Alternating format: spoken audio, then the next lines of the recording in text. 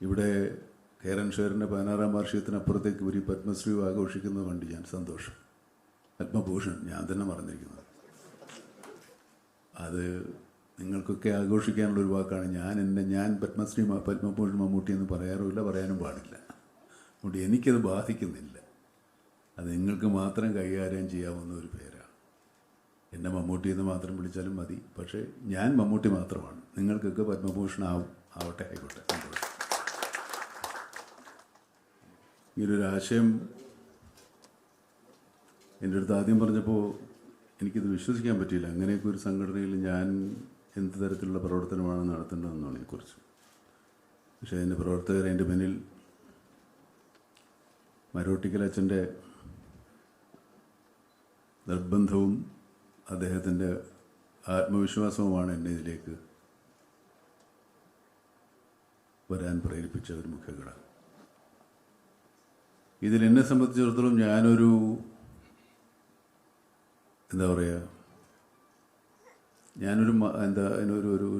ഒരു പ്രതീകമായിട്ട് നിൽക്കുന്നതേ ഉള്ളൂ. അല്ലാണ്ട് ഞാൻ ഇറങ്ങി പ്രവർത്തിക്കുന്നതൊക്കെ വളരെ കുറവാണ്. പ്രവർത്തിക്കുന്ന ഒത്തിരി ആൾക്കാർ വേറെയുണ്ട്. എന്നെ ഒരു മുമ്പിൽ നിർത്തിയിട്ട് നമ്മളിങ്ങനെ നിൽക്കുമല്ലോ, പ്രതീകം പോലെ എന്നെ ഇവിടെ നിർത്തിയിട്ട് ഇവരാണ് പ്രവർത്തിക്കുന്നത്. എന്നോട് ചോദിക്കുന്നൊക്കെ ഉണ്ട്, ശരിയാണില്ലെന്നല്ല ഞാൻ പറയുന്നത്. എൻ്റെ അഭിപ്രായങ്ങൾ ആരായാറുണ്ട്. അത് അവർക്ക് ചേരുന്ന തരത്തിൽ അവർ സ്വീകരിക്കാറുണ്ട്. 16 വർഷം ഇതിങ്ങനെ പ്രവർത്തിച്ചുകൊണ്ട് വിവിധ ആശയങ്ങൾ, വിവിധ പ്രോഗ്രാമുകളൊക്കെ ആയിട്ട് വരുന്നത് വളരെ സന്തോഷകരമായൊരു കാര്യമാണ്. അതിനൊരു ഭാഗമാകുന്നത്.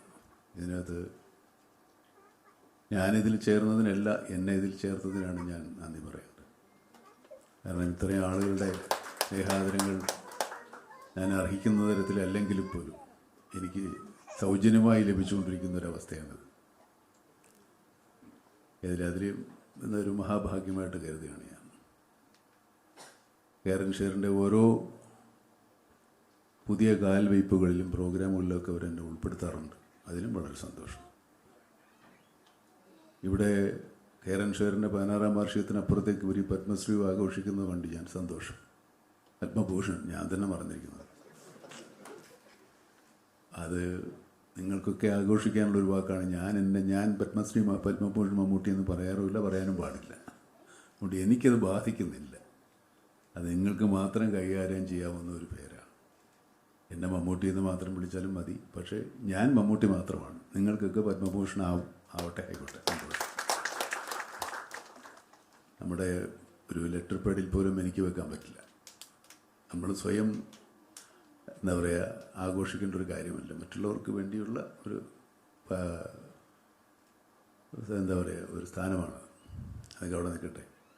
ഇന്നത്തെ ഈ സായനത്തിൽ നമുക്ക് മറ്റൊരു സന്തോഷം കൂടെയുണ്ട്. ഈ കാതോട് കാതോരം എന്ന ശ്രവണ സഹായ ഓപ്പറേഷന് വേണ്ടിയുള്ള പ്രോജക്റ്റ്. അത് വളരെ സന്തോഷം തോന്നിയ ഒന്ന്. അത് തുടക്കം തന്നെ നല്ല സംഗീതത്തിൻ്റെ അകമ്പടിയോടുകൂടിയാണ്. നമ്മൾ കാത് കേൾക്കാൻ വയ്യാത്ത ആളുകൾക്ക് നമ്മൾ കേൾക്കുന്ന പല സംഗീതം ഉൾപ്പെടെ പ്രകൃതിയിലെ ശബ്ദങ്ങൾ, നമ്മുടെ സംസാരം, ഭാഷകൾ ഒന്നും കേൾക്കാനോ ആസ്വദിക്കാനോ സാധിക്കാത്ത ഒത്തിരി ആളുകളുണ്ട്. എനിക്ക് തന്നെ പരിചയമുള്ള ഒത്തിരി പേരുണ്ട്. ഞാൻ ഷൂട്ടിങ്ങിനിടയ്ക്ക് ഒരാൾക്കൊരു ശ്രവണയന്ത്രം വാങ്ങിച്ചു കൊടുത്തിരുന്നു കാതിൽ വയ്ക്കാൻ. അയാളത് കുറച്ചു നേരം വെച്ചിട്ട് എടുത്തെറിഞ്ഞു കളഞ്ഞു. കാരണം ശബ്ദം എന്ന് പറയുന്നത് അയാൾക്ക് ഒരിക്കലും അനുഭവം ഉണ്ടായിട്ടില്ല. അയാൾ അനുഭവിച്ചിട്ടില്ല. അതെന്തൊരു ഭീകരാവസ്ഥയിലേക്ക് അയാൾ പോവുകയും അയാൾ പിന്നീട് ഒരിക്കലും ആ ശ്രവണ സഹായം ഉപയോഗിച്ചിട്ടില്ല, ഇപ്പോഴും ഉപയോഗിക്കുന്നില്ല. അപ്പോൾ അതിനെ സംബന്ധിച്ചുള്ളത് ഇവരും ഇതിനെക്കുറിച്ച് ബോധവൽക്കരിക്കുക എന്ന് തന്നെ ഒരു വലിയ കാര്യമാണ്.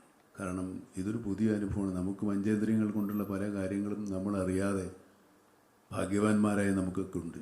പല പഞ്ചേന്ദ്രിയങ്ങളും കണ്ണ്, കാഴ്ച, സംസാരശേഷി, കേൾവിയില്ലായ്മ, അങ്ങനെ ഒരുപാട് കുറവുകളുള്ള ഒത്തിരി മനുഷ്യർ നമ്മുടെ ഇടയിലുണ്ട്.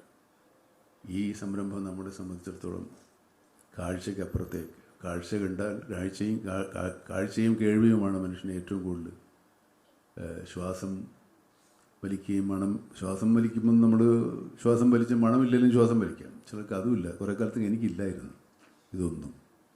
ഇപ്പോൾ കുറച്ച് കിട്ടി തുടങ്ങിയിട്ടുണ്ട്. അപ്പോൾ ഇതൊക്കെ നമുക്ക് ഇല്ലാത്തപ്പോഴേ അതിൻ്റെ വില അറിയുള്ളൂ. നമ്മൾ ശബ്ദം കുറച്ച് വയ്ക്കുക, മിണ്ടാതിരിയാടാന്നൊക്കെ പറയുമ്പോൾ നമ്മൾ കേൾക്കുന്നതുകൊണ്ടാണ്. കേൾക്കാത്തവർ ആരും അങ്ങനെ പറയാറില്ല. നമുക്ക് പാട്ടിഷ്ടമാണ്, ചില പാട്ടിഷ്ടമല്ല, ചില ശബ്ദം ഇഷ്ടമില്ല, ഒക്കെ നമുക്ക് കേൾക്കുന്നതുകൊണ്ടാണ് നമ്മുടെ ഇഷ്ടങ്ങളൊക്കെ നടക്കുന്നത്. കേൾക്കാത്തവർക്ക് എന്തെങ്കിലും കേട്ടാൽ മതി എന്ന് ആഗ്രഹിക്കുന്ന ഒരവസ്ഥയുണ്ടാവും. കേൾവി കുറഞ്ഞു വരും ചിലപ്പോൾ പ്രായം കൂടുന്ന ചില ആളുകൾ. അപ്പോൾ കേൾവി നമ്മുടെ ഒരു അനുഗ്രഹമാണ്. അത് ജന്മനാ നഷ്ടപ്പെട്ടു പോയവർക്ക് അവർക്ക് അതിനോടൊരു അവസരം ഉണ്ടാക്കി കൊടുക്കുക എന്ന് പറയുന്നത് നമുക്ക് ചെയ്യാവുന്നൊരു വലിയ കാര്യമാണ്. എനിക്കിന്ന് വളരെ സന്തോഷമുള്ളൊരു ദിവസമാണ്. ഈ ഞാൻ പറയുന്നതൊക്കെ നിങ്ങളെല്ലാവരും കേൾക്കുന്നു എന്ന് തന്നെയാണ് ഞാൻ വിചാരിക്കുന്നത്. അത് തന്നെയാണ് എൻ്റെ ആഗ്രഹം. കേൾക്കാത്ത ഒത്തിരി പേർക്ക് വേണ്ടിയുള്ള ഈ എൻ്റെ ശബ്ദം മാക്സിമം പേർക്ക് എത്തിച്ചു കൊടുക്കാൻ സാധിക്കുന്നതിൽ എനിക്ക് വളരെ സന്തോഷമുണ്ട്. അത് ഈ സായാഹ്നത്തിൽ ഇങ്ങനെ നിങ്ങൾക്കെല്ലാവർക്കും സന്തോഷമുള്ള, നമുക്കെല്ലാം സന്തോഷമുള്ളൊരു സമയത്ത് ഇതിനെ ഉദ്ഘാടനം ചെയ്യാൻ സാധിച്ചതിലേക്ക് സന്തോഷമുണ്ട്. ഇതിനെ ഞാൻ പറഞ്ഞില്ലേ, ഞാനൊരാളായിട്ട് നിൽക്കുന്നത് മാത്രമേ ഉള്ളൂ. എൻ്റെ മുന്നിലുള്ള ഒരു വലിയ കൂട്ടമുണ്ട്, വലിയ ജനക്കൂട്ടമുണ്ട്, വലിയ സമൂഹമുണ്ട്. ഇതിൻ്റെ പ്രവൃത്തികൾ ചെയ്യുകയും അതിനെ അംഗീകരിക്കുകയും ചെയ്യുന്ന ഒരു സമുദായം നമുക്കുണ്ട്. നമ്മുടെ മനുഷ്യത്വം അല്ലെങ്കിൽ മനുഷ്യൻ പൂർണ്ണനാകുന്നത് നന്മ ചിന്തിക്കുകയും നന്മ പ്രവർത്തിക്കുകയും നന്മയെ ചെയ്യാൻ പ്രേരിപ്പിക്കുകയും നന്മ ചെയ്യുന്നവരെ സഹായിക്കുകയും നന്മയ്ക്ക് വേണ്ടി വാദിക്കുകയും ചെയ്യുമ്പോഴാണ്.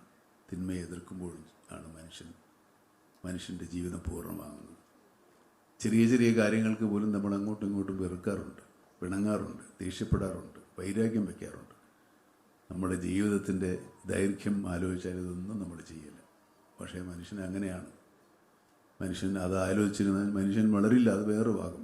നമുക്ക് ഉയർച്ച ഉണ്ടാകണം, പുരോഗതി ഉണ്ടാകണമെങ്കിൽ നമ്മൾ ലോകാവസാനം വരെ ജീവിച്ചിരിക്കുമെന്ന് വിചാരിച്ചാലേ ഇതൊക്കെ നടക്കുകയുള്ളൂ. ഇല്ല, എന്തെല്ലാം കാര്യങ്ങൾ ആളുകളോട് ചെയ്യുന്നുണ്ട്. അപ്പോൾ ഇത് നമ്മുടെ കയ്യിൽ തന്നെ എന്നും ഉണ്ടാകുമെന്ന് വിചാരിച്ചിട്ടാണ്. അങ്ങനെ അല്ലാന്ന് നമുക്ക് തന്നെ ബോധ്യമുണ്ട്. പക്ഷേ എന്നാലും അങ്ങനെ ഒരു പ്രതീക്ഷയാണ് മനുഷ്യനെ ഇതൊക്കെ ചെയ്യാൻ പ്രേരിപ്പിക്കുന്നത്. പിന്നെ ഇതൊരു പരലോക ജീവിതം ഉണ്ടാകുമെന്ന് വിചാരിച്ച് നമ്മൾ ഒരുപാട് നല്ല കാര്യങ്ങൾ ചെയ്യാറുണ്ട്. ഉണ്ടാവുമെന്ന് വിചാരിക്കുക. അതിലാണ് ഇതൊക്കെ ഉൾപ്പെട്ടിട്ടുള്ളത്. ഈശ്വരവിശ്വാസം പോലും പരലോക ജീവിതം ഉണ്ടെന്ന് വിചാരിക്കുമ്പോൾ മാത്രമാണ് ഈശ്വരവിശ്വാസം ഉണ്ടാകുന്നത്. ഈശ്വരനെ നമ്മൾ കണ്ടിട്ടില്ല, കേട്ടിട്ടില്ല. പക്ഷേ ഈശ്വരൻ ഉണ്ടെന്നുള്ളൊരു വിശ്വാസം നമുക്ക് പരലോകത്ത് കാണാൻ പറ്റുമെന്ന് വിചാരിച്ചിട്ടാണ് നമ്മളൊക്കെ ഇരിക്കുന്നത്, വിശ്വാസികളായിട്ടുള്ള എല്ലാവരും. അതും അതിനെ ആശ്രയിച്ചിരിക്കുന്നു. അങ്ങനെയാണെങ്കിൽ നന്മ ചെയ്യുന്ന എല്ലാവർക്കും ഫലമുണ്ടാകുമെന്നാണ് നമ്മുടെ എല്ലാ മതങ്ങളും പഠിപ്പിക്കുന്നത്. അപ്പോൾ നന്മ ചെയ്യാനുള്ളൊരു പ്രേരണ നമുക്കെപ്പോഴും ഉണ്ടാവണം. പരലോകം ഉണ്ടായാലും പരലോകം ഉണ്ടില്ലെന്ന് എന്ത് തരത്തിലുള്ള വിശ്വാസങ്ങളായാൽ മനുഷ്യൻ ജീവിച്ചിരിക്കുന്ന കാലം നന്മ ചെയ്യുന്നിടത്തോളം ഒരു മനസുഖം നമുക്കൊന്നിനും കിട്ടില്ല. ചെയ്ത് നോക്കിയാലേ അറിയുള്ളൂ. ഒരാൾക്കൊരു സഹായം ചെയ്തു കഴിഞ്ഞാൽ സഹായിക്കപ്പെട്ട ആൾ സന്തോഷിച്ചില്ലെങ്കിലും നമുക്കൊരു ഗൂഢമായ സന്തോഷമുണ്ടാവും. അയാൾ നമ്മളോട് നന്ദി കാണിക്കാതിരിക്കുക അയാളുടെ ഇഷ്ടം. പക്ഷേ നന്മ ചെയ്യുന്ന കാര്യത്തിൽ നമ്മളെപ്പോഴും സന്തോഷിക്കാൻ പറ്റും എന്നുള്ളത് നന്മ ചെയ്യുമ്പോഴേ മനസ്സിലാവും. എല്ലാവർക്കും നന്മ ചെയ്യാനുള്ള ആഗ്രഹവും അവസരങ്ങളും മനസ്സും ഉണ്ടാകട്ടെ എന്ന് പ്രാർത്ഥിക്കുന്നു. നമസ്കാരം. ലോകത്തെവിടെയായാലും ഏത് സമയത്തും 24 വാർത്തകളും ഓഗ്മെന്റഡ് റിയാലിറ്റി പാക്കേജുകളും എക്സ്പ്ലെയിനറുകളും വിശദമായി കാണാൻ ഞങ്ങളുടെ യൂട്യൂബ് ചാനൽ നിങ്ങൾക്ക് സബ്സ്ക്രൈബ് ചെയ്യാം.